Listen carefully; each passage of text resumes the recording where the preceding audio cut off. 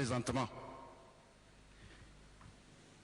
La première des choses, c'est une violation du principe de la politique gouvernementale que nous avons écouté hier et que nous avons voté. Pourquoi? Parce que cette politique générale, ceux qui ont déjà oublié les termes, dit que le fondement, c'est l'unité, la paix et la stabilité.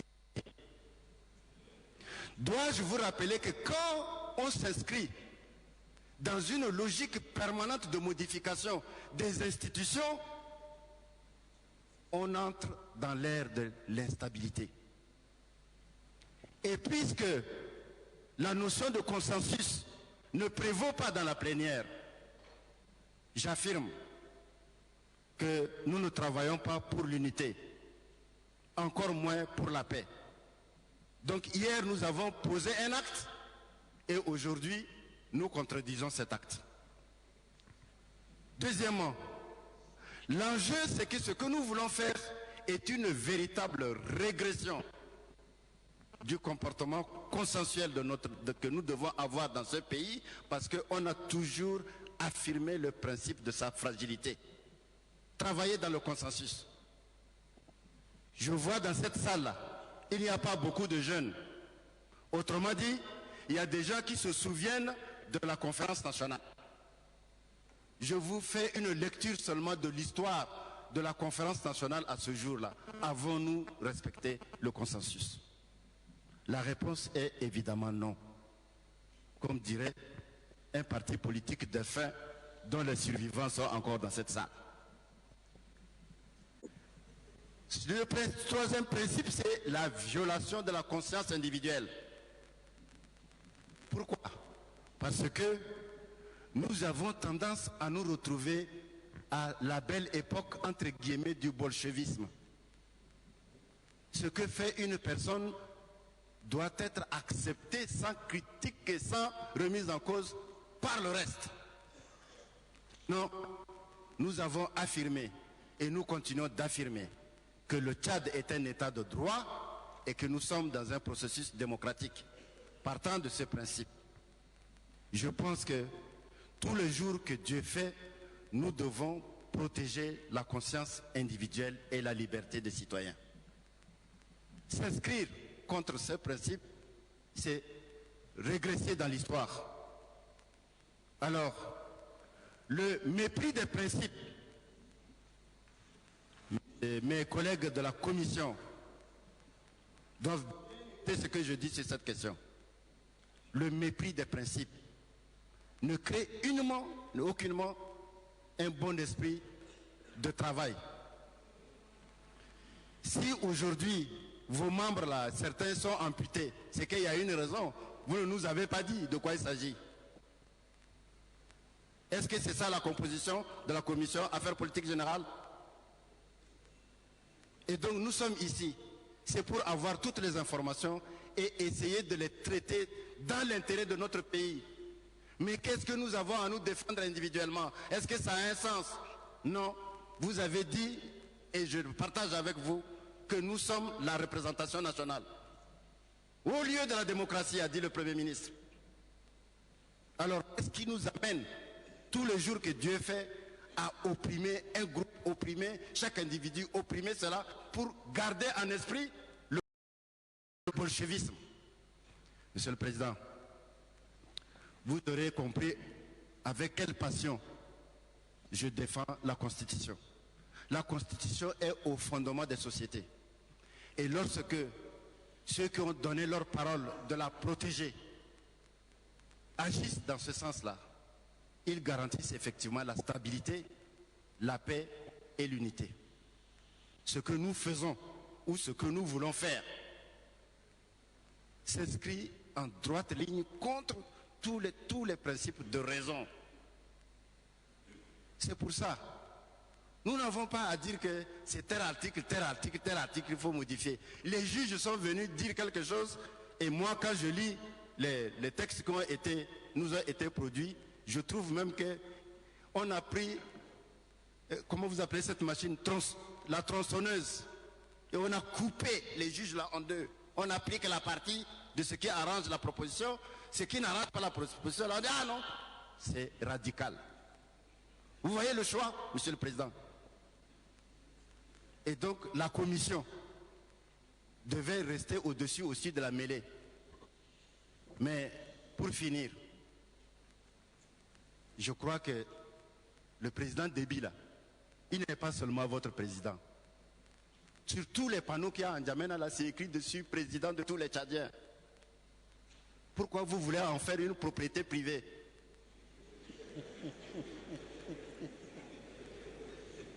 Le président Déby là, certes a été le candidat du parti majoritaire, c'est vrai. Mais c'est le peuple qui l'a élu. Vous voulez que je vous dise un secret? Même si ça procède du vote. Moi j'ai élu le président aux premières élections présidentielles. Mais je suis de l'opposition. Et vous croyez que quelqu'un qui a ce statut-là, on doit le réduire à un petit vulgaire dirigeant de parti? Nous sommes 150 au Tchad. Je souhaite la joie au président de la République d'abandonner le Palais Rose le matin, de nous retrouver le soir à un meeting des chefs de parti, et vous écouterez ce que nous allons dire de lui.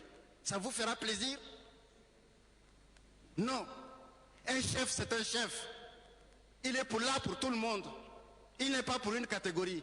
Il n'est pas pour un parti.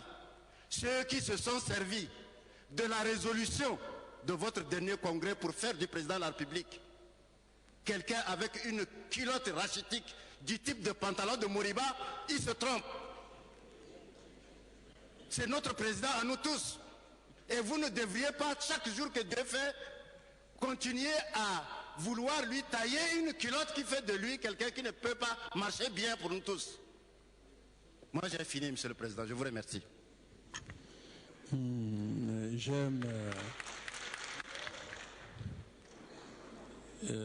J'ai beaucoup aimé l'émotion avec laquelle vous avez présenté votre avis sur la question. C'est une très bonne chose.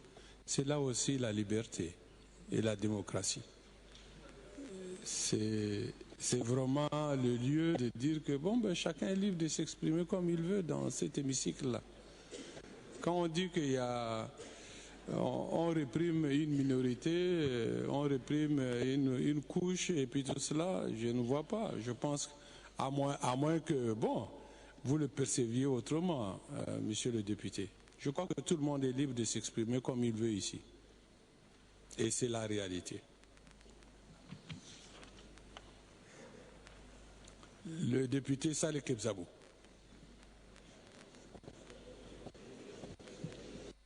Ah, ils se sont tous inscrits sur la même liste, donc...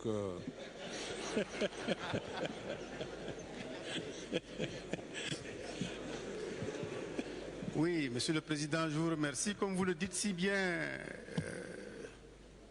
l'exercice de la parole est libre dans notre enceinte. Encore faudrait-il qu'on le permette.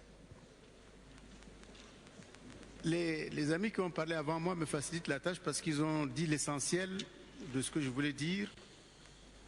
Je voulais juste rappeler mon ami Gali au texte que nous avons reçu. Comme la proposition a fait tellement de voyages, lui il est resté au premier ou au deuxième voyage, alors que de ce que nous avons ici dans la proposition, on a enlevé la partie où le président de la République peut être dirigeant de parti. Ce qui nous est présenté le ramène à un simple militant, et c'est dans la Constitution. Mais avant d'y arriver, Monsieur le Président, je voulais faire quelques observations pour dire avec un peu plus de force et de conviction que Gali, que voilà une occasion que l'Assemblée nationale a ratée. Voilà une occasion que la majorité a ratée de présenter un texte consensuel.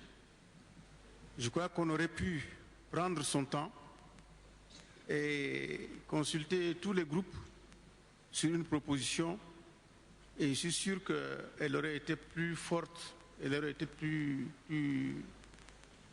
nombreuse en termes de propositions, d'amendements de la Constitution, parce qu'il y a d'autres points qui n'ont pas été évoqués, Et certainement que sur cela, s'il l'avait été, on aurait rencontré l'adhésion de beaucoup plus de députés. Je prends l'exemple du nombre de mandats. Je suis sûr qu'aujourd'hui, dans cette enceinte, tout le monde est d'accord pour qu'on revienne à l'ancienne formulation du nombre de mandats, 2 mandats non renouvelables. Tout le monde l'aurait accepté. C'est juste un exemple pour dire que si on avait travaillé dans l'esprit du consensus, un consensus large, on aurait peut-être pu éviter certaines restrictions qui nous bloquent aujourd'hui. Et c'est vraiment le moment de dire que je n'ai pas compris pourquoi cela a été fait dans la précipitation. Immédiatement après la clôture, d'ailleurs illégale, de la dernière session, on a engagé une session extraordinaire sur des sujets qui ne valent pas la peine de l'extraordinaire. Tout ce qui nous est proposé et qui nous a empêchés d'aller en vacances aurait pu attendre le mois de mars. Et vous avez vu vous-même que la précipitation, elle est là. Parce qu'on se perd dans les propositions. Il y a plusieurs versions. Il a fallu de la majorité s'y reprenne à plusieurs reprises pour avoir un texte final, d'ailleurs sur lequel ils ne s'accordent pas eux-mêmes. Donc je crois que là aussi, Monsieur le Président, on aurait pu faire l'économie de toutes ces énergies pour nous amener plus tranquillement à faire un travail plus réfléchi. Et c'est bien parce que ça n'a pas été le cas que la Commission a connu des problèmes en son sein. Il ne faut pas être un saint pour se dire qu'il y a des problèmes. Et pourquoi est-ce qu'on ne nous le dit pas? Ou bien est-ce qu'un membre de la Commission peut se réserver le droit, après tout ce qu'on dit, de nous dire qu'est-ce qui s'est passé dans la Commission? On a marqué beaucoup de gens absents et curieusement, ceux-là ont une connotation politique que nous connaissons. Et je voudrais vous dire que quand je disais tout à l'heure que j'étais perdu dans le rapport qui nous a été remis parce que les paginations ne sont pas du tout respectées, j'ai un deuxième rapport, certes non signé, mais c'est aussi un rapport de la Commission qui dit radicalement le contraire de ce que le rapport signé dit. Qu'est-ce que ça veut dire? Est-ce que la Commission peut nous dire de quoi il s'agit exactement et nous éclairer sur ce sujet? Je voulais aussi dire, Monsieur le Président, que si la Commission a explosé comme ça, c'est parce qu'on n'a pas respecté certains principes. On n'a pas respecté le principe de la liberté de la parole. Même au sein de la Commission, ça n'a pas été respecté. Il faut donc qu'on nous dise exactement de quoi il s'agit. Maintenant, en ce qui concerne le fond, Monsieur le Président, lorsque je disais qu'on aurait pu rencontrer notre adhésion, je pense par exemple à la Cour des comptes. La création d'une Cour des comptes, c'est quelque chose qui est salutaire et personne, je crois, de bon sens n'aurait pu s'y opposer. Mais par contre, les sujets qui posent problème et qui fâchent sont les articles 71 et 150. Je ne vais pas m'étendre sur l'article 71. Mais franchement, Monsieur le Président, je ne peux pas comprendre que la majorité veut faire de son président, en le consacrant dans la Constitution, un simple militant d'un parti, ou un simple militant, ou un simple adhérent d'une association. Pour ce qui concerne les associations, la pratique est que si une association voudrait voir la participation symbolique, parce qu'il ne peut jamais venir dans une association d'un président de la République, c'est d'en faire un président d'honneur ou un membre d'honneur, tout simplement. Mais comment est-ce que la Constitution de la République du Tchad peut-elle dire clairement, comme c'est mentionné ici, que le président de la République peut militer dans une association? Là, je crois que c'est réduire la fonction du président de la République là, à une chose tellement basse que finalement, il est même moins qu'un citoyen ordinaire. Lorsque nous l'avons élu président de la République pour le mettre au-dessus de nous, c'est bien parce qu'on lui donne une stature, on lui donne une image, on le respecte, il est au-dessus de nous tous, il est au-dessus de tous les Tchadiens. Et dans ma langue à moi, un chef, on l'appelle le père. C'est le père de tous les enfants de ce pays. Comment pouvez-vous consacrer dans la Constitution que vous prenez notre père, que vous vous en fassiez le vôtre uniquement et qu'il soit militant de votre parti? Ça, ce n'est pas normal, Monsieur le Président. Lorsque nous nous insurgeons contre cela, ce n'est pas partisan, ce n'est pas parce qu'il s'agit du MPS et d'autres. Non, c'est un principe universel. Si on remet en cause ce principe universel, je suis désolé, mais on fait vraiment une marche arrière très grave. On nous ramène au temps du parti-État, hein, où le président est tout. Président de la République, chef de l'État, président du parti, président des associations, et ainsi de suite. Ce n'est pas cela notre volonté. Notre volonté, c'est de faire de la fonction du président de la République une fonction sacrée. Quelqu'un qui sait être au-dessus de tous, à égale partie de tous les partis politiques. Mais nous savons qu'il a été candidat présenté par un parti politique. Nous ne disons pas que dès qu'il est élu, il donne un coup de pied à son parti. Non. Nous savons qu'il reste, il y a un cordon ombilical qui le lie à son parti. Mais c'est maintenant la façon dont il le gère, la façon dont le parti lui-même gère son président, devenu président de la République, qui fait qu'on a plus de respect pour lui, parce qu'il ne s'affiche pas ouvertement comme étant le président d'un seul parti politique. Mais le risque que vous courez, que nous courons, nous autres en tout cas, lorsque nous aurons fait du président de la République un simple militant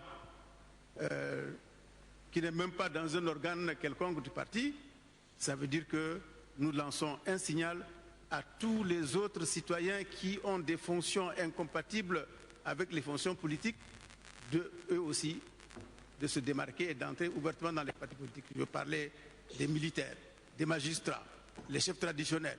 Toutes ces catégories-là, lorsque le président de la République lui-même va être militant d'un parti, il va dire, bah bon, mais dans ce cas, nous aussi, on va entrer dans notre parti.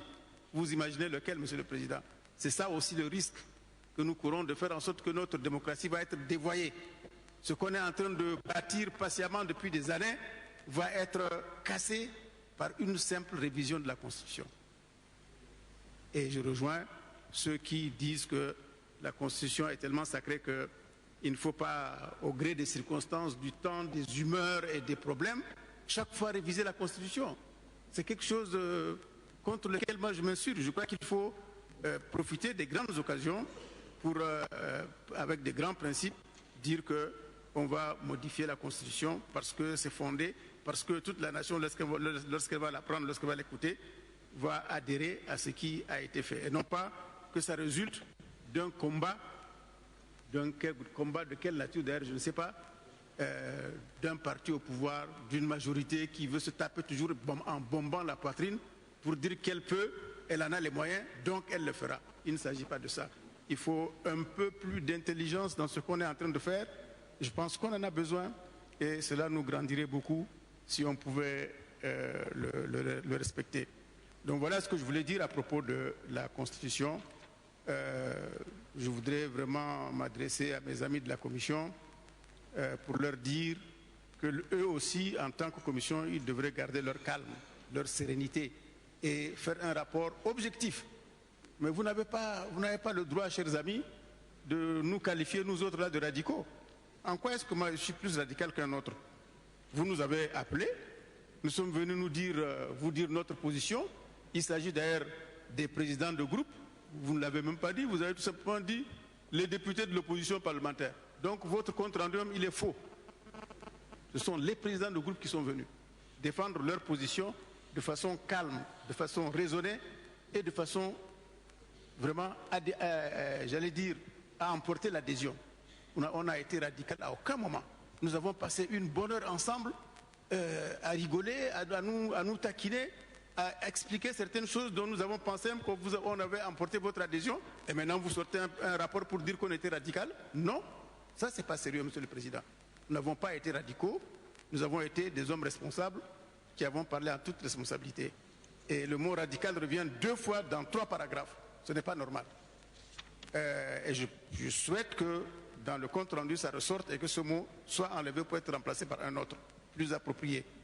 La dernière phrase du premier paragraphe. D'autre part, je cite, l'opposition reste muette par rapport aux autres aspects de la révision qui emportent nos engagements avec les partenaires extérieurs. Ça veut dire quoi? Est-ce que quelqu'un peut m'expliquer le sens de cette phrase? Je me suis tortillé l'esprit depuis que j'ai lu ce rapport pour comprendre ce que ça veut dire, je n'ai pas compris. Alors, camarades de la Commission, s'il vous plaît, vous voudrez bien éclairer ma lanterne. J'aurais fini avec ce chapitre des auditions pour me poser la question de savoir ce que vous appelez les magistrats là, c'est qui? C'est les membres de la Cour suprême? C'est les membres de la Cour constitutionnelle? ce sont les magistrats là, des tribunaux qui vous avez écouté. Moi, en allant à la commission, j'ai rencontré le président de la Cour suprême qui venait d'être entendu. Pourquoi on ne mentionne pas que le président de la Cour suprême a été entendu et qu'est-ce qu'il a dit? Pourquoi on ne le dit pas? Pourquoi on ne fait pas ressortir précisément ce que le président de la Cour suprême a dit? Ça nous aurait édifié, parce qu'il a dit des choses importantes. Vous occultez cela parce que ça n'arrange pas le rapport dans la direction dans laquelle vous voulez nous amener. Ce n'est pas normal. Vous avez fait là de la censure. Vous ne devez pas censurer. Restituer tout ce que vous avez entendu, tout ce que vous avez vu, et tous les documents que vous avez reçus, que vous ne citez d'ailleurs pas tous. Pour finir, Monsieur le Président, l'article 150, par rapport à l'inamovibilité des juges. Vous ne le savez peut-être pas, mais aujourd'hui, c'est tout le monde qui a les yeux tournés vers le Tchad. Curieusement, non pas par rapport à l'article 71, mais par rapport à l'article 150.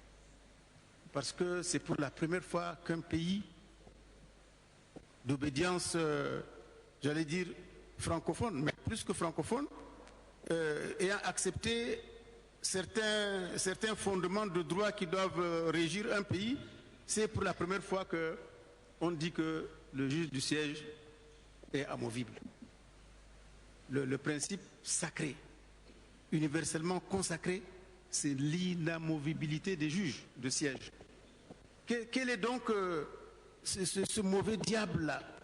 Quel est ce petit shaitan-là qui est venu entrer dans nos têtes pour ramener le juge à un niveau où on peut, à tout moment, pour toute raison, fondée ou infondée, l'enlever, le changer, le muter, le sanctionner ou le radier? Pourquoi? Nous avons déjà fait un passage en force ici pour le statut des magistrats. Ça ne suffit pas. Il faut maintenant réviser la Constitution pour revoir le statut même du juge. Tout le monde nous regarde, Monsieur le Président. Et n'oubliez pas que nous avons des partenaires qui travaillent avec nous pour nous aider à réformer notre justice depuis une dizaine d'années. Est-ce que vous pensez vraiment que tous ces partenaires qui s'activent là autour de nous vont nous accompagner dans nos errements? Je ne le crois pas. Mais je crois tout simplement qu'il faut respecter les principes, il faut respecter tous les principes qui nous guident et qui font qu'un pays travaille sur des principes. Vous invoquez l'éthique, mais quelle est l'éthique qui peut nous amener à dire qu'on enlève le principe de l'inamovibilité des juges? L'éthique, précisément, c'est que le juge reste inamovible. Alors, si vraiment on veut, par un passage en force, réduire tout cela en cendres et avancer sans penser à l'avenir du pays qu'il faut voir dans 10, 20, 50 ans, voire 100 ans. S'il faut avancer comme ça, Monsieur le Président, nous ne vous suivrons pas. Nous pensons qu'une constitution n'est pas faite pour régler les problèmes ponctuels d'aujourd'hui. Et si c'est réglé demain, on va encore revenir pour changer cela et ramener autre chose. Non. Une constitution régit un pays dans la durée. Et il faut donc que nous gardions nos ardeurs, que nous maintenions vraiment notre humeur, qu'elle soit à un niveau politique assez élevé, pour faire en sorte que, au moins pour ces deux articles que je viens de citer, la raison l'emporte. Je vous remercie. Merci beaucoup, monsieur le député. Le député Maman Salimaki.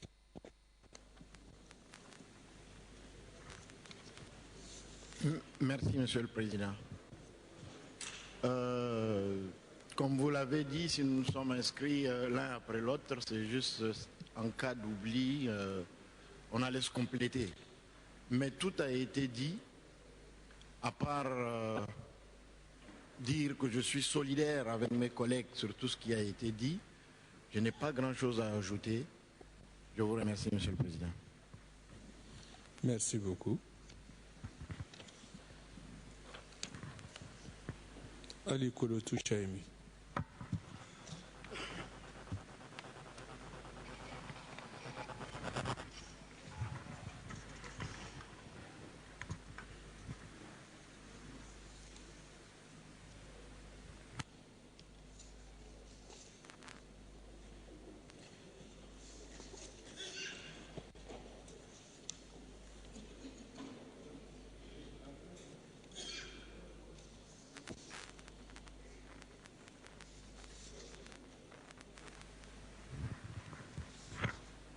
Merci, Monsieur le Président.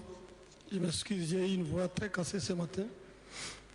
Je voudrais d'abord remercier les membres de la commission qui ont fait, malgré les reproches des autres, un travail de qualité. Je remercie également les amis de la majorité. Je vous dis bravo. Parce que la modification de la Constitution, elle est consacrée même dans l'article 222 de la Constitution. Elle n'est ni un Coran, ni une Bible pour ne pas être modifiée. Si on veut la Constitution, ce n'est pas admissible. Mais si on modifie la Constitution, on adapte aux réalités du jour, je trouve que c'est normal. Je voudrais lire l'article 13 de la Constitution. Les Tchadiens de deux sexes ont les mêmes droits et les mêmes devoirs. Je voudrais demander à ceux qui disent que le président de la République, il est père de la nation. C'est vrai que le président de la République, il est père de la nation, mais après tout, il est tchadien.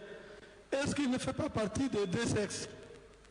Si on dit que les Tchadiens de deux sexes ont les mêmes droits et les mêmes devoirs, et je voudrais sauter pour lire l'article 12, les libertés et les droits fondamentaux sont reconnus et leur exercice garanti aux citoyens dans les conditions et les formes prévues par la Constitution et la loi.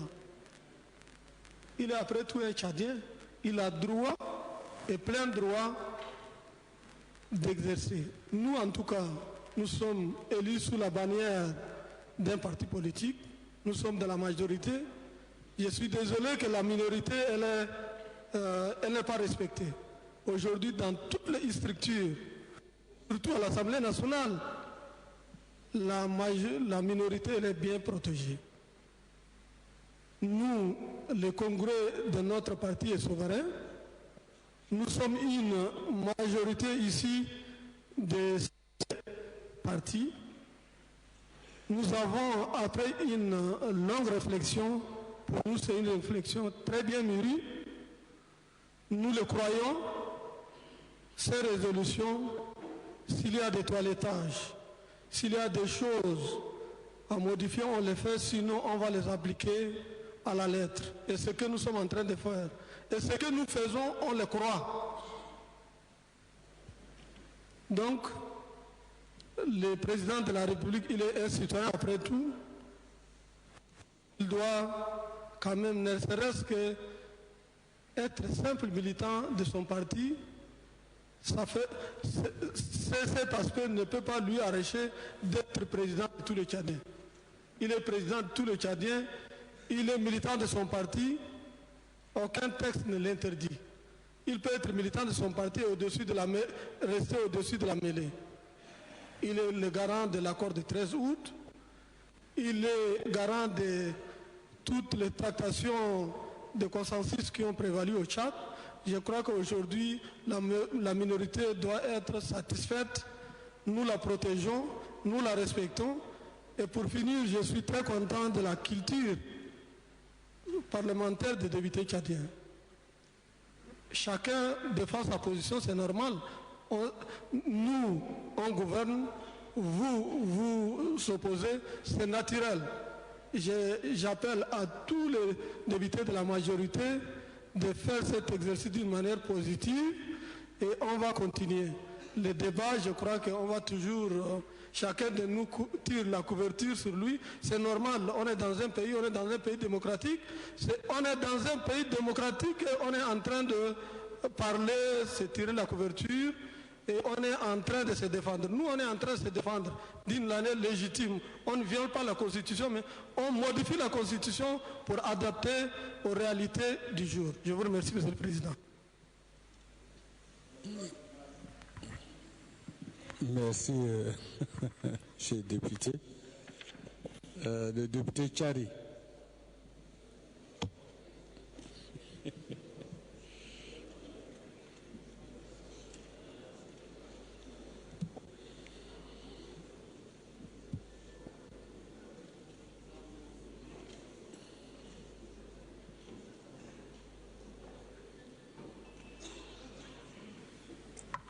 Merci, Monsieur le Président. Je ne suis pas juriste, mais je vais me prononcer sur un aspect qui concerne les dispositions budgétaires. Comme vous le savez, la Cour des comptes a été créée en perspective de la nouvelle LOLF, la loi organique relative à la loi des finances. Et comme vous le savez, nous sommes dans un espace qu'on appelle CEMAC, ce qui veut dire que ce sont les directives de la CEMAC qui nous imposent. Les directives de la CEMAC sont des lois supranationales. Je voulais tout simplement vous dire, Monsieur le Président, que la révision constitutionnelle ne prend pas en compte la totalité des directives relatives aux dispositions budgétaires.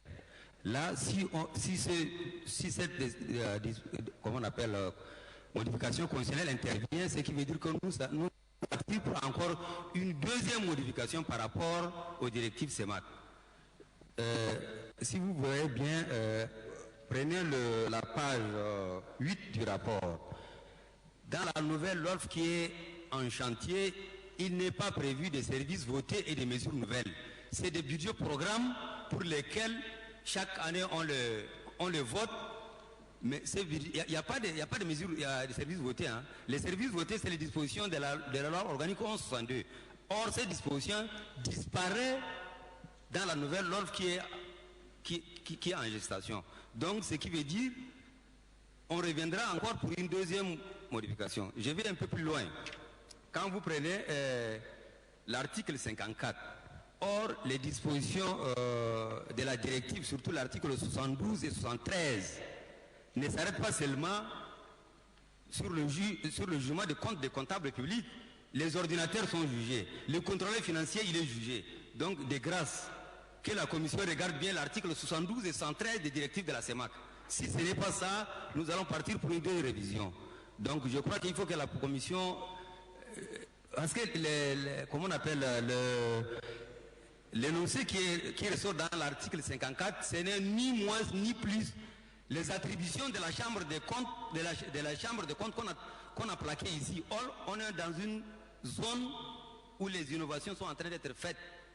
Les directives de la CEMAC doivent être simplement transposées dans les lois nationales. Voilà la différence que je voulais, la précision que je voulais faire, Monsieur le Président. Merci, Monsieur le Président. Le député Jim Clément Bagao.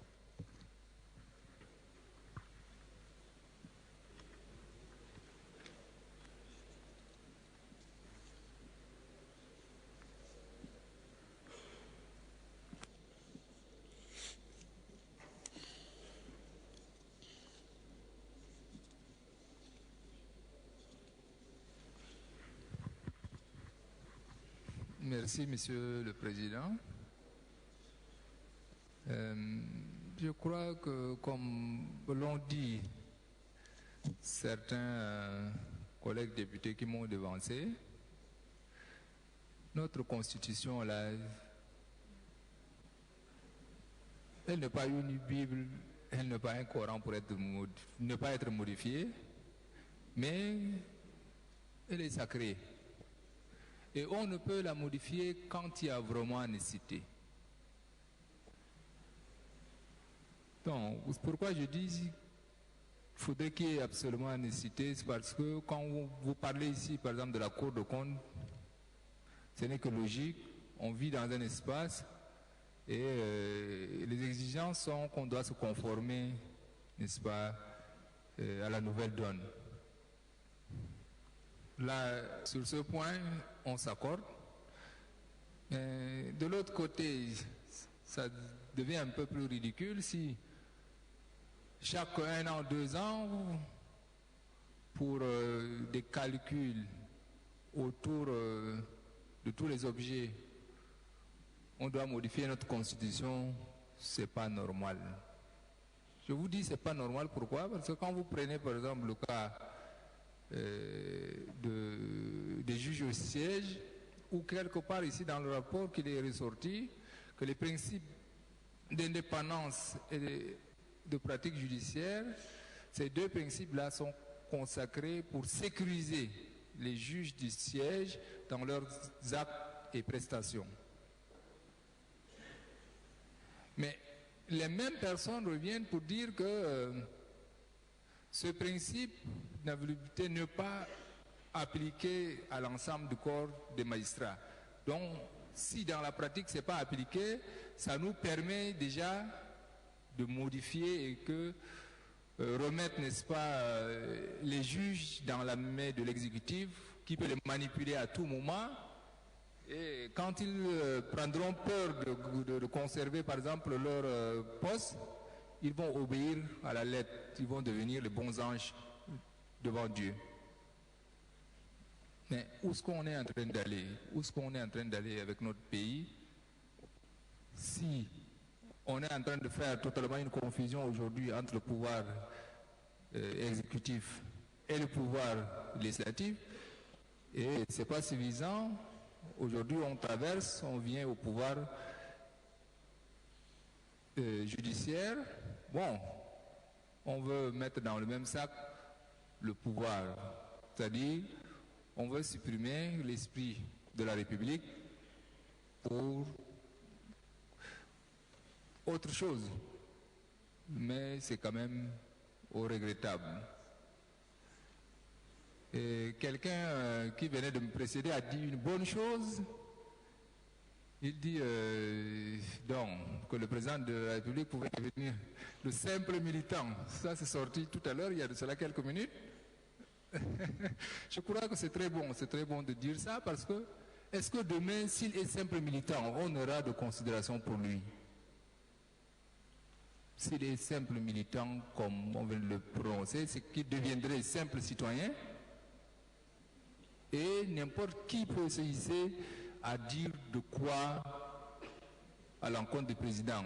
Et j'espère, vous n'allez pas dire ici, on a outragé, on a fait ceci, cela, de la personnalité du président. Donc, vraiment, je pense, comme l'ont dit d'aucuns, c'est le père de la nation, il est le garant de toutes nos institutions, donc pour qu'il n'agisse pas avec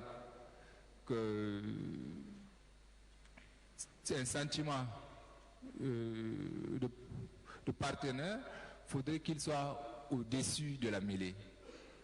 Au-dessus de la mêlée. Je pense que tous les partis politiques au Tchad, je crois que c'est lui le garant. Et il n'est pas question qu'il revienne dans le MPS pour dire qu'il est le militant et que demain il aura à prendre une parole, même si ça se fait. Mais qu'on n'officialise pas ça, qu'on ne formalise pas, mais qu'on ne mette pas dans nos textes que le président doit être d'un parti politique. Parce que dès qu'il est élu, il est le président de tous les Tchadiens. Et vous n'allez pas me dire que ceux qui ont voté le président Déby sont tous les militants du MPS ou les militants des partis qui se démarquent plus de la majorité. Non. C'est tout le peuple tchadien. Il peut arriver que même le militant de MPS n'a pas voté pour le président. J'aimerais qu'il reste à l'écart et qu'il conserve tous les honneurs que les Tchadiens lui doivent et qu'il reste le président de la République. Donc, je pense que là, pour le reste, qu'on est totalement d'accord avec la Cour de compte, mais retirons au moins de ça les 2 points concernant la position du président au sein du parti et les juges. Parce qu'on avait déjà commis un tort, on avait déjà péché en votant pour les statuts des magistrats. On avait violé notre constitution. Je disais ça ici. D'aucuns se sont levés pour dire que Jimmy était en train de diaboliser les choses, il tenait des propos erronés. Mais aujourd'hui, on est revenu à ça. On veut simplement conformer la constitution à la violation qu'on avait eu déjà à faire, mais qu'on laisse ça comme ça, que cette loi anticonstitutionnelle continue par faire son chemin et que les ministres de justice continuent par planer en tout seigneur, mais qu'on évite vraiment de revenir encore à la Constitution. Je vous remercie. Le député Mamata Anadif Youssouf. شكرا السيد الرئيس الجمعية الوطنية.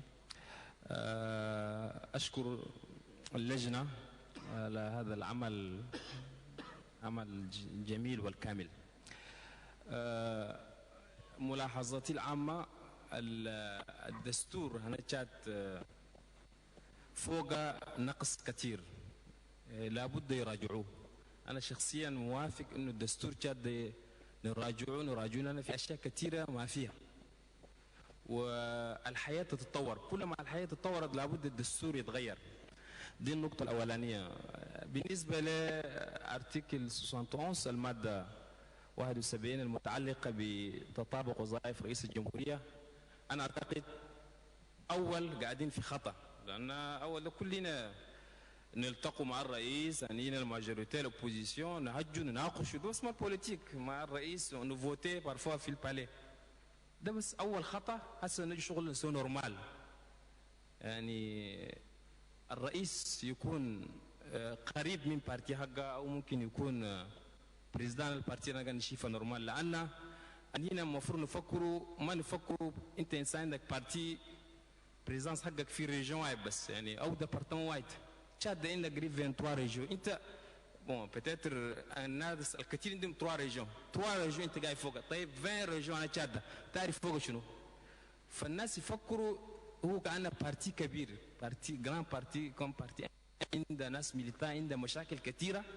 يعني الناس ما انت عندك عضو ده فيه مشاكل، لابد من يكون في قناة واحد بس تقدر توصل فوقها.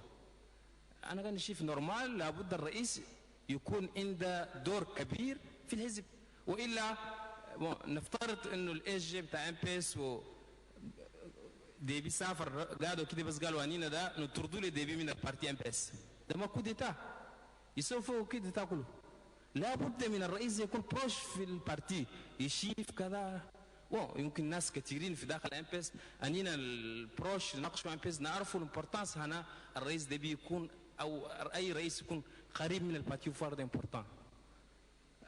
بعدين سي البريزيدان ميم ان افريك دي سيت، يعني البريزيدان حقهم بارتيسيب في الاكتيفيتي وفي الكونغري ورئيس البارتي. واعتقد انه المير يعني ديمقراطية في افريق ده افريق دي سيت، يعني او اما الديمقراطية ذاتها في افريق ده افريق دي سيت. كل رئيسهم هو البريزيدان وكي بيمشي ما في مشكلة. يعني انا اعتقد كده.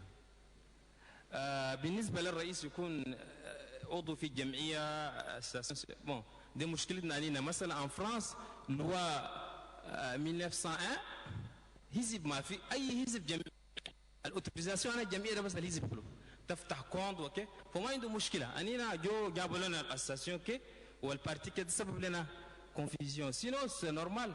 المفروض انينا كل زمان قاعد نابليكي في تشات. حتى الديبيتي رونغار مرة بيقولوا له بارتي هكذا شال من الاوتوريزاسيون على لوا 1901. جمعية يعني جمعية عندها بنك تشارك. وكان نشوف الرئيس يكون قريب من الجمعيات، يمكن يكون بريزيدان جا انفرسيتي كذا كذا ما في مشكلة. يعني ده شيء جميل بدي كريديبيليتي ومصداقية للرئيس كله.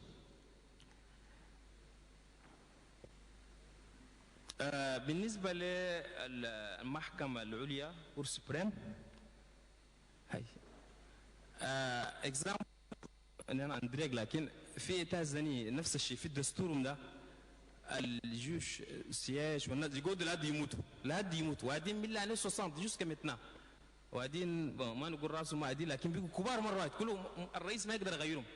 مشكلة. واحد عنده 80 و 85 وهو قاعد ده بيقدم شنو لتشاد يعني ما لبلده. وانتم تشوفوا قبل فترة في مصر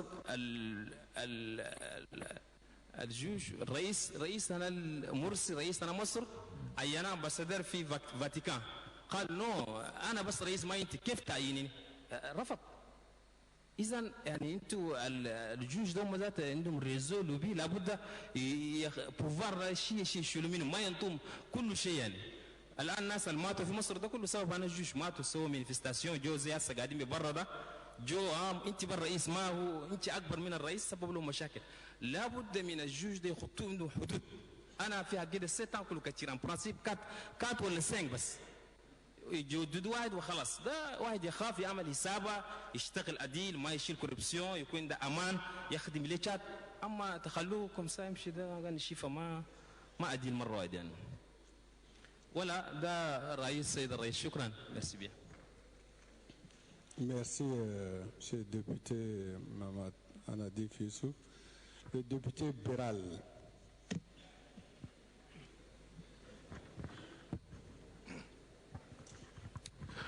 Merci, Monsieur le Président. Je voudrais commencer mon intervention en faisant une observation globale à la Commission qui vient de nous présenter ce rapport. Plus d'une fois, on nous a rappelé que la Constitution elle-même permettait d'être modifiée. Je pense que ça c'est une distraction superficielle qui ne nous sert pas, parce que le débat ici n'est pas celui de la constitutionnalité, de la modification constitutionnelle. On sait que la Constitution permet qu'on la modifie, mais où, quand et comment. Je pense que c'est que le débat il est. Alors, en profondeur, moi je voudrais, pour intervenir sur l'article sur les incompatibilités de la fonction présidentielle avec d'autres activités, etc., je voudrais remonter à il y a quelques mois, puisqu'on nous reproche souvent ici d'être frappé d'amnésie, je veux faire de la mémoire.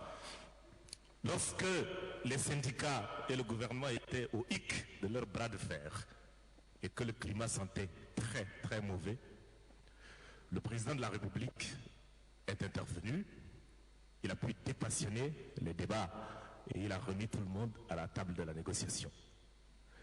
Eh bien, vous savez que cette proposition de loi, c'est ce beau visage du veilleur républicain qui est au-dessus de la mêlée que vous voulez gribouiller. Et c'est dommage. C'est dommage parce que la politique, ça n'est pas seulement la danse des fanatismes idéologiques. C'est la capacité à lire les réalités culturelles qui sont. Bien sûr, on inscrit dans les textes que le président de la République sera militant, il pourrait exercer comme militant et n'aura pas de décision dans les instances dirigeantes, etc. Le problème, il n'est pas du côté du président de la République. Le problème, il est du côté de notre culture. Nos pesanteurs socio-culturels. Lorsque le président de la République, vêtu de tout le sacre de son immensité institutionnelle, va être même simple militant, nous avons une culture d'auto-intimidation. Et même s'il n'émet que des avis, nous serons amenés, de par l'immensité institutionnelle qu'il représente, de ne pas aller contre. Et donc, il y a tacitement un conflit d'intérêts qui va se dégager. Le tout n'est pas d'écrire ce principe dans le texte. Je pense que nous allons trop vite en besoin parce que certains d'entre nous pensent pouvoir faire plaisir au chef de l'État par de telles initiatives. Je suis sûr que ça ne lui fait pas plaisir du tout. Je pense qu'il doit rester au-dessus de la mêlée, appartenir à tous les Tchadiens, jouer son rôle d'arbitre, simplement parce que notre microcosme politique au Tchad est miné par la méfiance des uns des autres. Le seul rapport qui sous-tend les relations entre les partis politiques, c'est cette relation de méfiance. Parce que certaines personnes croient que la politique, c'est la tromperie, c'est la fourberie, ce sont les coups bas. Et cela a pour conséquence que tout le monde se méfie de tout le monde. Toutes les propositions faites par un camp, on pense que c'est encore un coup fourré que l'on voudrait nous donner. De ce fait-là, par le simple fait que le président de la République devienne un simple militant, il va faire l'objet de la même méfiance de par nos concitoyens, la même méfiance des autres partis politiques n'étant pas de son obédience, la même méfiance des différentes constituantes de notre République, et donc ça va créer un climat malsain. Donc cet article-là, il n'est pas du tout opportun. Il n'est pas du tout opportun. Et la preuve, d'ailleurs, de cette inopportunité se trouve dans une partie de la motivation même de la recherche à modifier cette disposition. C'est lesquels on dit cette demande de modification émane d'une recommandation du Congrès du parti au pouvoir. Eh bien, nous y sommes en plein. Nous y sommes en plein parce que lorsque le président de la République va être un simple militant, est-ce que son parti ne serait pas amené à prendre ces déshydratats d'orientation politique pour les instituer en lieu et place de la politique générale qu'incarne le président de la République en tant que garant de toutes les institutions? Ce sera ma question. Deuxième point, c'est sur l'inamovibilité des juges. Et bien là, encore un petit peu de mémoire, il n'y a pas longtemps, nous avons adopté une loi on a modifié le statut des magistrats. Quelques semaines après, les premières applications qui en sont tombées étaient des sanctions plus ou moins injustifiées sur les magistrats. Alors, fort de cet échaudement, faudrait-il encore que l'on poursuive des modifications qui en réalité ne servent pas la cause des magistrats et du personnel judiciaire. Notre démocratie est très très fragile, elle est jeune et fragile. Et lorsqu'on prétend la galvaniser, eh bien il faut plutôt renforcer ce qui garantit l'indépendance plutôt que l'enlever. Parce que les volontés c'est une chose, les actes en sont une autre. Nous sommes dans un contexte où il devient de plus en plus difficile de voir la frontière entre les différents pouvoirs. En sautant ce dernier verrou-là qui est celui de l'inamovibilité, eh bien, on livre simplement le pouvoir judiciaire au bon vouloir du pouvoir exécutif. Là également, ça n'est pas un bon climat. Ça n'est pas un bon climat. Nous faisons du recul. Nous faisons du recul et il faudrait que nous le disions avec force. Le tout n'est pas de se laisser animer par l'émotion idéologique. Il faut penser le pays de manière futuriste. Je suis certain, et je les entends déjà, certains laudateurs de la démocratie à reculons vont venir parce qu'ils croient avoir le monopole de la mémoire et de la reconnaissance, nous dire, souvenez-vous, d'avant en 1990, c'était pire.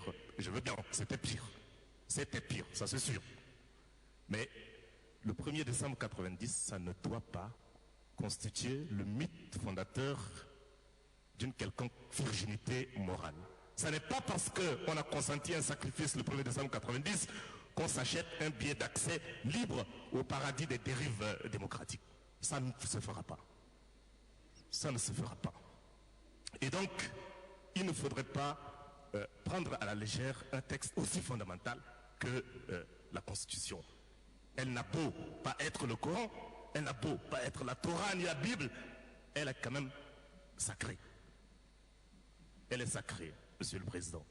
Et je ne vais pas être très long, mais je terminerai simplement en disant que si nous adoptons ces modifications qui nous sont proposées aujourd'hui, nous entérimons l'irresponsabilité de certains particuliers politiques. Et notre démocratie toute jeune, qui avance en dépit des difficultés, avance. Malheureusement, aujourd'hui, certains de nous la mettent devant nous sur la potence et nous demandent d'actionner la guillotine. Le vote positif serait accepté d'actionner la guillotine pour décapiter notre très fragile et jeune démocratie. Merci pour la parole, Monsieur le Président. Merci beaucoup, Monsieur le député Béral. Le député Ndjokornade Tabambay.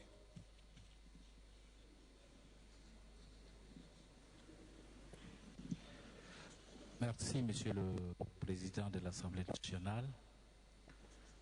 La révision constitutionnelle s'impose à nous aujourd'hui pour faire des réajustements nécessaires au bon fonctionnement de notre pays, pour garantir la paix, la stabilité et consolider l'unité nationale. C'est dans cette optique que nous avons introduit un amendement à l'article 43 qui dit tout Tchadien a le droit de fixer librement son domicile ou sa résidence en un lieu quelconque du territoire national sous réserve du respect des us et coutumes de la population locale.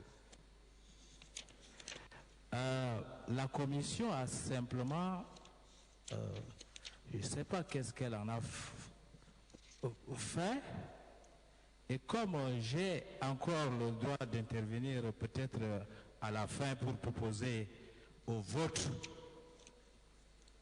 des députés, peut-être le mois venu, j'aurai la parole pour encore motiver, et je repose la même question que le député Bandoum avait posée à la commission. J'attends une réponse de la commission. Par rapport à l'article 150 de la Constitution qui fait couler tant de salive, les magistrats soulignent que l'indépendance et l'inamovibilité sont deux principes universellement consacrés qui les protègent de l'arbitraire, de rester distants des autres pouvoirs et de n'être soumis qu'à l'autorité de l'État. Je crois que modifier cette disposition, c'est un recul important. Et comme la Commission elle-même a dit que ces principes consacrés-là ne s'appliquent qu'à une catégorie de magistrats. Donc, moi je propose que cet article soit maintenu à l'état initial. Et qu'est-ce qu'il faut faire? Je crois que c'est une disposition qui concerne un groupe de magistrats bien définis. Il faut que les décideurs nomment des magistrats chevronnés qui ont au moins 50 ans. Ce qui pose des difficultés aujourd'hui, c'est la présence des stagiaires. Ou bien ceux qui ont seulement 1, 2 échelons dans ces rouages-là, un peu partout, on parle des sages. Donc, il serait souhaitable de nommer des magistrats chevronnés, expérimentés, âgés. À ce moment, le problème est résolu. Mais si on est parti prendre des stagiaires pour nommer là, je crois que c'est un recul important. C'est un principe universellement consacré. Donc je crois que dans la progression démocratique que nous sommes en train de connaître, il faut qu'on aille de l'avant que de revenir peut-être en arrière. Par rapport à l'article 71, je crois que le président de la République nomme les secrétaires généraux du MPS, nomme le bureau du MPS, assiste aux assises de son parti, paye régulièrement ses cotisations. Donc peut-être c'est une régulation qui est peut-être faite. Mais sinon, il joue un rôle,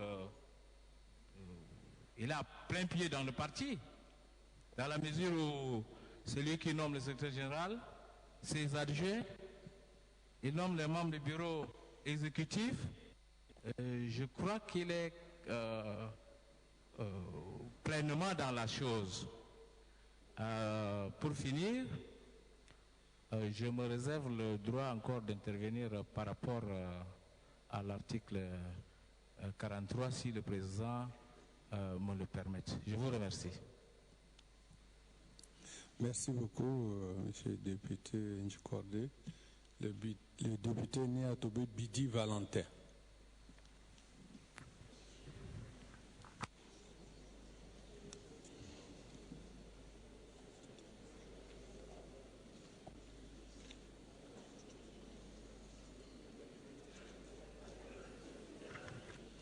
Merci, Monsieur le Président.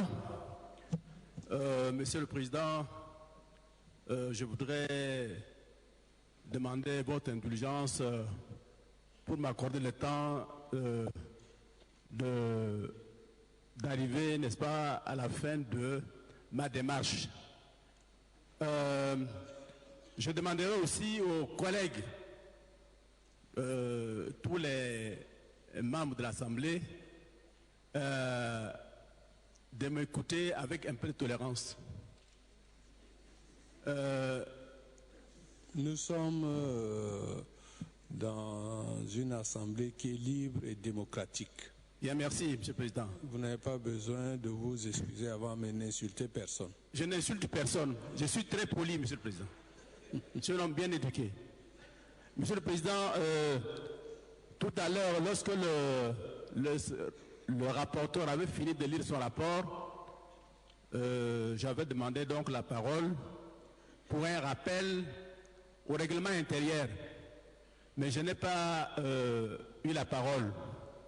Maintenant que j'ai la parole, et avant de passer même à mon intervention, je voudrais donc rappeler les dispositions de l'article 66 de notre règlement intérieur qui dit ceci: à tout moment, au cours d'une discussion générale et jusqu'à la clôture, il peut être présenté des motions préjudicielles tendant soit à l'ajournement du débat jusqu'à la réalisation de certaines conditions, soit au renvoi de l'ensemble des textes devant les commissions saisies sur les fonds ou à l'examen. Je voudrais faire ce rappel par rapport à l'article 103, alinéa 4 de notre Constitution. Notre règlement intérieur plutôt. L'alinéa 4 de l'article 3 du règlement intérieur dit ceci: les propositions de loi sont communiquées immédiatement au gouvernement qui doit faire connaître son avis dans les 21 jours à compter de leur transmission.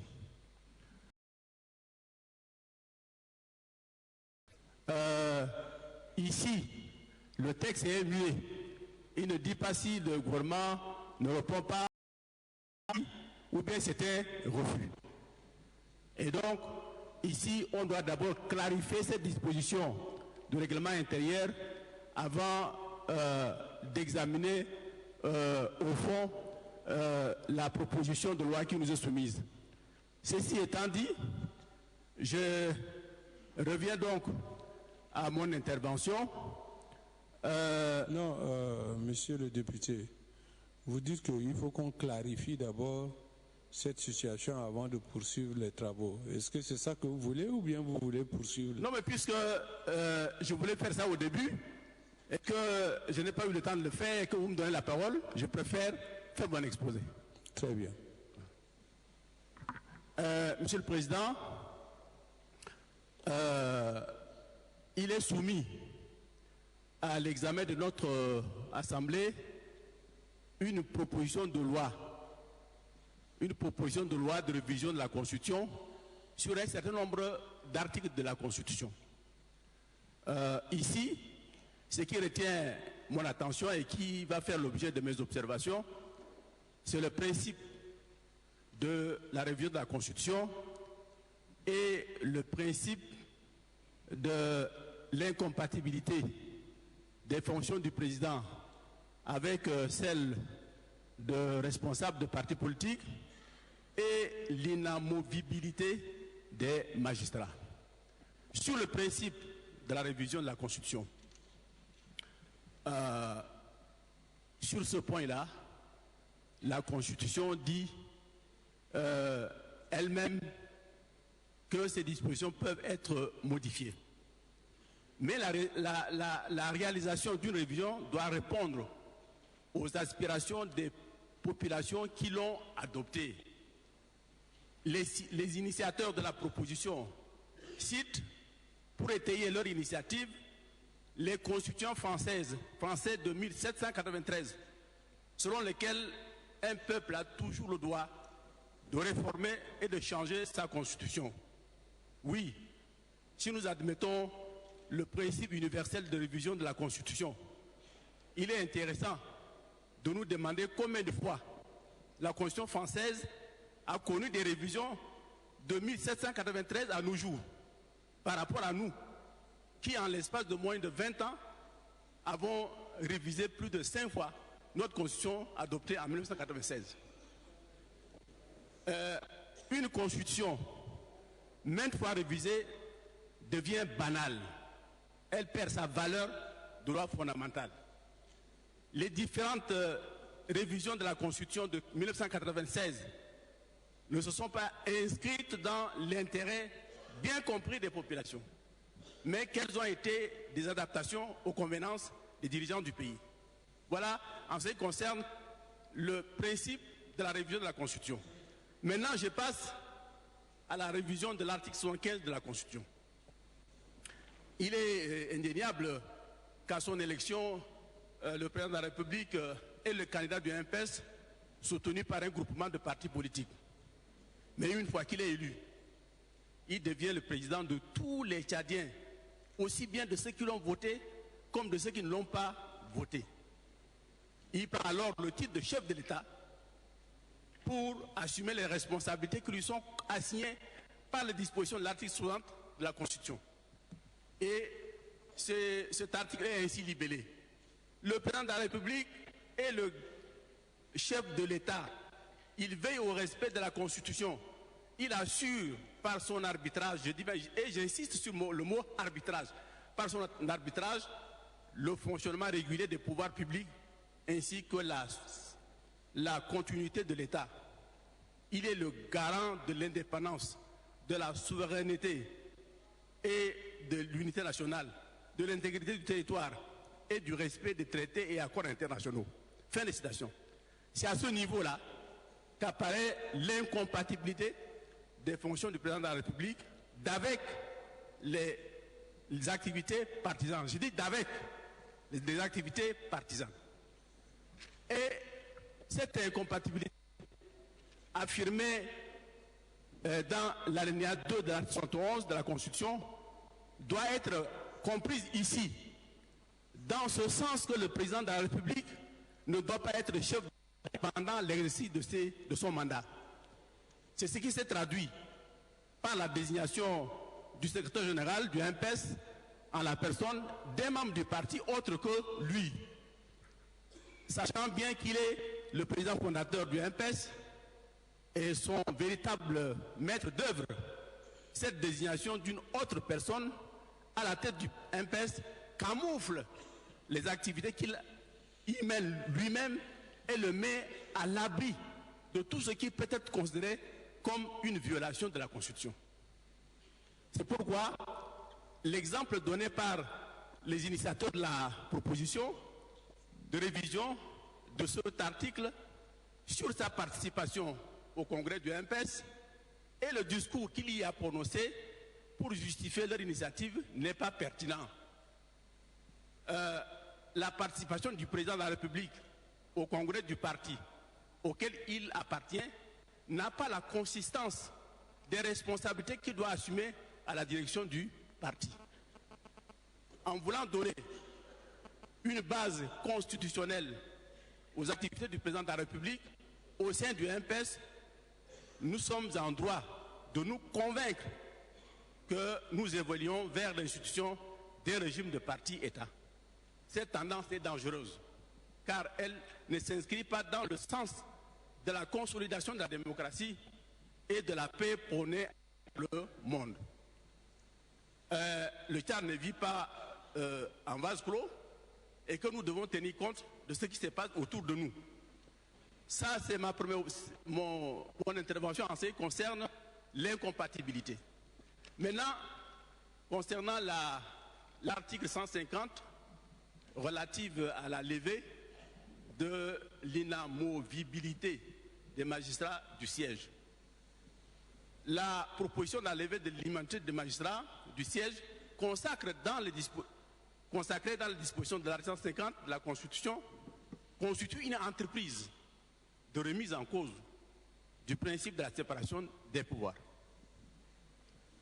L'amorce de cette entreprise se trouve dans l'article 41 de l'ordonnance numéro 7 portant au statut des magistrats, qui a violé les dispositions de l'article 149 de la Constitution en donnant pouvoir au ministre de la Justice de sanctionner les magistrats en dépit du Conseil supérieur de la magistrature.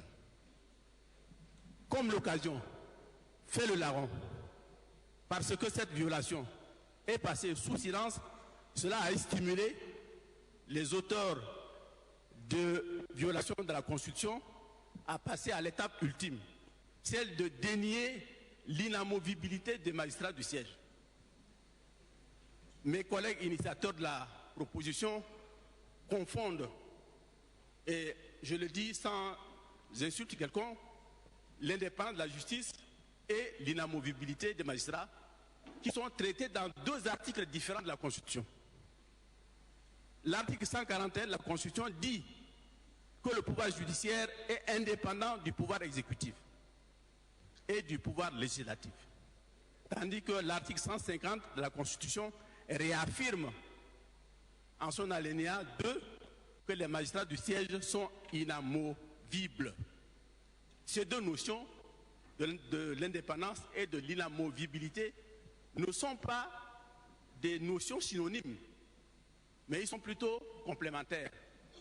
L'une ne doit se détacher de l'autre. Elle constitue donc le fondement du pouvoir judiciaire qui est indépendant du pouvoir exécutif et du pouvoir législatif. C'est pourquoi la suppression de l'inamovibilité des magistrats du siège équivaudra à la suppression du pouvoir judiciaire dans notre Constitution.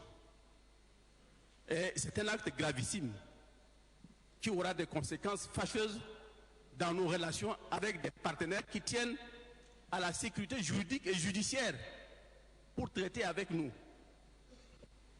Et cela nous mettra aussi en porte-à-faux avec l'institution qui harmonise le droit des affaires en Afrique, dénommée OHADA. C'est pour cela qu'il est important que nous puissions regarder à deux fois avant d'aller plus loin. Et dans l'exposé des motifs, les auteurs de la levée du principe de l'inamovibilité prétextent que l'inamovibilité a été un égarement de la conférence nationale souveraine et qu'elle pose le problème des affectations des magistrats. Ce motif relève de la pure imagination de l'esprit. Car le principe de l'inamovibilité existait bien avant la conférence nationale souveraine et qu'elle ne posait pas le problème des affectations des magistrats. Je suis bien placé pour le dire parce que j'appartiens au corps judiciaire. J'ai servi dans les différents postes, aussi bien au parquet comme procureur, au siège comme président de tribunal et partout comme juge résident, un peu partout. Et comme conseiller également intérimaire à la cour d'appel. Et donc ce problème-là ne pose pas du tout, cette question ne pose pas le problème d'affectation de magistrats. Le consentement des magistrats à recueillir dans le cadre des affectations est une formalité qui ne soulève généralement pas de la réticence des magistrats. Suivant les nécessités du service, on les affecte tantôt au siège, tantôt au parquet, etc. Sans accroc. Mais depuis quelque temps, il s'est créé une situation malsaine à la chancellerie, autrement dit au ministère de la Justice, qui a mis en pâture la justice, qui a désaxé le fonctionnement du service judiciaire. Si l'on ne met pas rapidement un terme à cet état de choses, la justice ne sera que fiction. Et c'est dans cette situation-là qu'on veut réduire les magistrats au rang des vulgaires individus pour les mener comme on veut, pour les orienter dans la direction qu'on veut. C'est ça le fond de la proposition de suppression de l'inamovibilité des magistrats. Nous sommes les élus du peuple, nous devons poser des actes qui protègent les intérêts et non ceux qui portent atteinte à ces droits. La proposition qui est soumise à notre examen porte atteinte aux droits des citoyens. C'est pourquoi, mes chers collègues, nous devons nous interroger, ou nous devons interroger notre conscience sur la levée de l'inamovibilité des magistrats du siège et également sur l'incompatibilité des fonctions du président de la République avec celle de président de parti politique. Et sur ce, je conclue en disant que ce que j'avais dit au départ, je le reprends. Je le reprends en disant que cette affaire de loi, ou de la réponse du président du gouvernement sur cette proposition.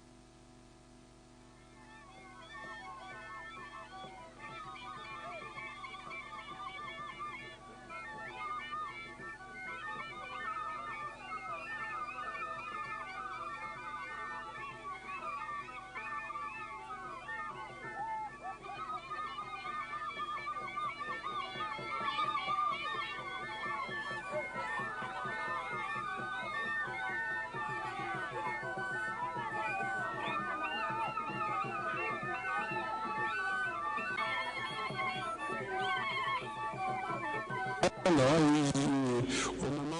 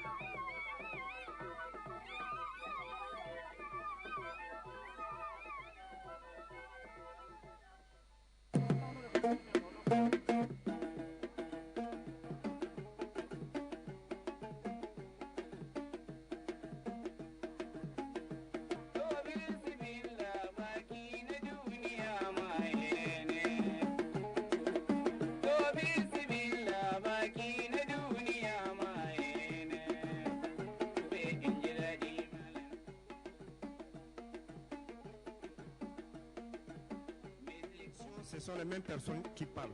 J'ai rare de déposer mon nom, mais ça retarde toujours. Je ne vous accuse pas. Je sais à qui je dis, surtout les conseillers, vos conseillers. Merci, Monsieur le Président. Je voudrais venir sur le sujet. Monsieur le Président de l'Assemblée nationale, la révision de l'article 71 ne met pas de députés auteurs. Ça vient de nos électeurs, de nos populations qui nous ont amenés ici. Ils ont constaté que le mouvement patriotique d'Issali est en train de mourir à petit feu. Les gens qui rabaissent le président de la République, ce n'est pas les militants de MPS. Le MPS est en train de mourir à petit feu parce que le président de la République n'a pas bien son œil, sa main dans le fonctionnement, dans la rigueur du parti. C'est pour cette raison, Monsieur le Président, que les militants qui sont venus de très loin, qui ont demandé à réviser cet article. Et nous, les députés de la majorité, qui ont été élus par cette population, par ces militants, on doit réviser ça sans aucune crainte et sans aucune doute. Monsieur le Président de l'Assemblée nationale, je voudrais dire un mot sur l'inamovibilité. L'inamovibilité. Les juges sont indépendants. Les juges sont assermentés. Et qu'est-ce qu'ils sont? Pourquoi ils ont peur? Pour une personne qui a été assermentée, il ne doit pas avoir peur. Il ne doit pas avoir des inquiétudes. Si on t'arrache quelque chose, aussi là, tu peux faire ce que tu peux faire. S'ils sont justes, s'ils font correctement leur travail, on ne doit pas venir à cet stade. Dans ce pays, quelle fonction, du président de la République jusqu'au planton, quelle est la fonction éternelle? Et ce n'est pas normal. Tout travailleur a un moment de départ. L'éternité n'est pas bonne. Rester jusqu'à 60 ans, 68 ans, si le Tchad n'est pas civilisé, si les autres États font, nous on ne le ferait pas. Je vous remercie, Monsieur le Président. Merci, Monsieur le député. Député de loi Kassire Koumakoy.